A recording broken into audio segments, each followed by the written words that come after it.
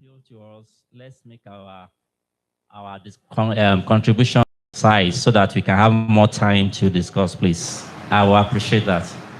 Thank you. Hello. Okay, while we are thinking, let me share my thoughts for now.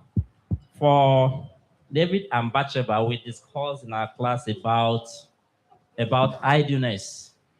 We discussed about strategic delegation of duty, and we also discussed about paying not paying attention to a character flaw that might plague us later if we don't handle it on time. And those are the problems of David: wrong delegation, not handling a character flaw in him, and being idle. And you know this statement that the idle mind is the workshop, not even workshop, it's a factory that will build powerful things for the rock side. Because why should you wake up when your people are at war? You should be either praying or be calling, not strategizing or calling. What's happening there? You went to sleep and you woke up. The first thing you went to the roof, and the devil has planned it for you. That I know this guy, he can't cope with ladies. Yeah, Bathsheba, go and take your path at the very wrong place. You understand? So we need to understand that. So the major issue of David was he sought comfort, he was idle, and he sought pleasure at the wrong time. And so it's a very, and the delegation, like we talked in our class, you must be strategic in your delegation. And I use Dangote as an example. Hardly will you see Dangote talk so much about his cement company personally again, or other companies that he has. It's not that he's not talking about it, but mention that refinery is there, immediately he will show up. You understand? He hasn't really delegated so much of the refinery front because what's there? 26 billion or 20 billion US dollars is not, he must strategize or he's finished. That's more than 2/3 of his whole asset worth.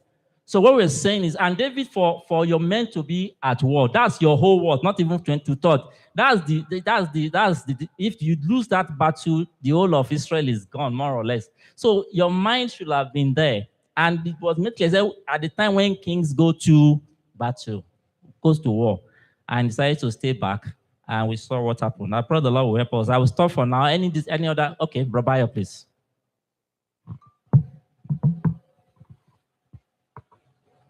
Hello? Hello? Okay.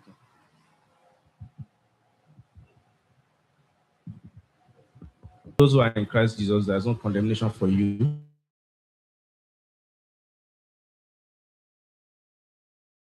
Of course, know that, of course, it's because of our class that if you do something, that's contrary to God's will, there is possibility that you face that consequences. It might not be that because God has not forgiven you, but because of that particular action, that you committed. That's why you're suffering for it. An example was given for this sin. Definitely, God has forgiven you, but that act can actually change the course of your life. God has already planned good things for you, but that act alone can change because of that sin. So, what we are saying here is that when you cause for that thing, it might not be because God has not forgiven you, but because of what you did, And that's I think that happened to David. Immediately Nathan told him about the experience and everything. He was like, "Please, I've sinned and all of that." He actually asked for forgiveness right at the spot, but he later suffered it. His family suffered it a lot. If I all through his lifetime till he died, even the point he wanted to do and all of that, he suffered it. So for us, we should always be conscious of that. Let us live our life to follow God. So that's just the summary. Thank you.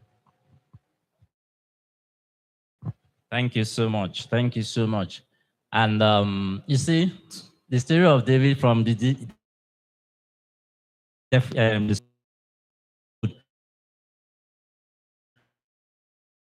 but because can change the course of life.